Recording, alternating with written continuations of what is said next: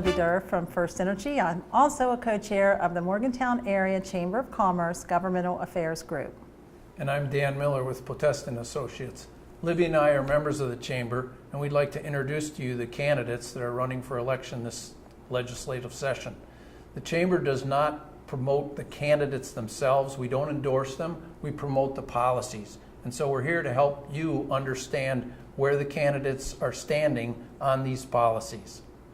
We're actually presenting this as a public service to you as a voter. So we want you to sit back, enjoy the show, and we also want you to remember to go out and vote. So sit back, enjoy the show, enjoy.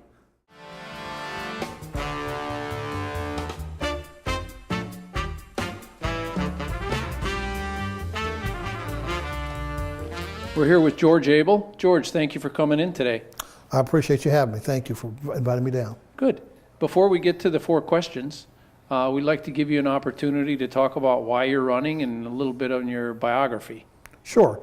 My name is George Abel, and I live in Grafton, West Virginia. I'm running for House of Delegates because I want to be a voice for the people. Taylor County, Monongalia County, and Marion County. I feel that some of the things that's happened down Charleston in the past 10 years has kind of got away from the local working people in this state. And I feel that the working people, the common person, needs someone they can come to and say, hey, we want you to look at this, we want you to listen to me. So I want to be that person for District 49 to listen to the people in my district and take their concerns and their opinions to Charleston. Very good. We're glad you're doing that. As you may know, the Chamber has surveyed our membership and asked for a ranking of the regional problems that need to be addressed by the elected legislative officials. The #1 ranked problem in this survey was transportation and roads. That's nothing new to any Correct. of us. Yes. And our first 2 questions deal with that. So our first question for you is, what actions will you take to improve or ensure the state funding for new roads is spent in Monongalia County? And please be specific. Monongalia County and Marion County, I also have a precinct in Marion County and in Taylor County. I think we need to stay on top of the bond money. I think we need to work with the delegates that's involved in District 4, which consists of 6 counties, and Monongalia County being one of those counties. I think you have to look at those issues, what needs addressed here in Monongalia County, talk with the commissioners here in the county, local municipalities. Monongalia County is one of the largest northern counties here in West Virginia, with the university here, the traffic here. There's a lot of work that needs to be done here in Monongalia County. Yep. And the follow-up question to that is, what actions will you take to ensure the state funding for the maintenance of these roads is spent in Monongalia County? Again, I think it all goes back to not just Monongalia County. I think it's the District 4, which handles Monongalia County, Marion County, and there are 5 adjoining counties. I think it's important to address those issues with the District 4 commissioner and work with delegates from all 6 of those counties. You got those 6 counties that has delegates. You're probably looking at a total of probably 15 delegates down there. We all need to kind of be on board on the same page about what we want to do for District 4, which includes Monongalia County. There's money out there, as I mentioned prior, about new construction with bond money. There's money there that the state gets from fuel tax.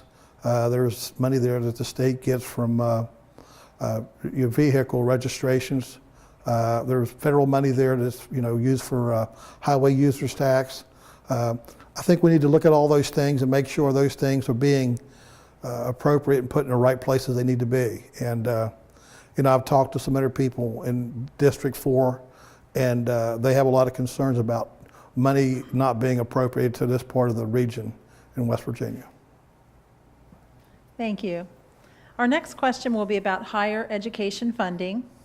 The number 2 priority of our survey results was higher education funding. Many studies have shown the high return on investment in higher education and its ability to build our economy. Question number 3. What actions will you take to improve and preserve funding for higher education in West Virginia?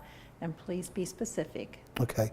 With the university here in Morgantown, it's a great asset to West Virginia. With also the Fairmont University in Marion County, that's a great asset to the region. You know, you look at the teachers. You know, I know we're looking at higher education, but I think we look at the teachers too. That what we have, we want to keep those teachers here in the state to educate these young men and women coming to go to higher education. So we want to continue to do what's right in the aspect for the teachers in the state here, and funding for higher education. You know, I've looked at a few things on that. I'm not real familiar with some of the funding that's appropriated for that in Charleston, but I know there's some funding there from the lottery. You know, I think some of those proceeds go to the scholars program, the honor program in school, where you get some help from the state funding that. I think there needs to be more money put aside for that. Where would it come from? You know, I've looked at some things and went over some things with some other people I've talked to. I think there's a chance there we could look into the gas and oil business with the Marcellus Shale and try to put some of those funds toward higher education. Thank you. Our next question is about tourism funding. Tourism has a major economic impact in the greater Morgantown area. Although we locally continue to see positive tourism trends, a priority is to capitalize on tourism's 8-to-1 return on investment in our community. Question number 4.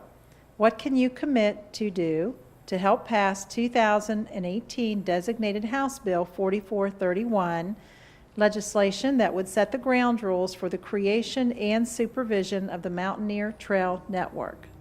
I looked over that House Bill 4431, and I think it consists of about 17 pages.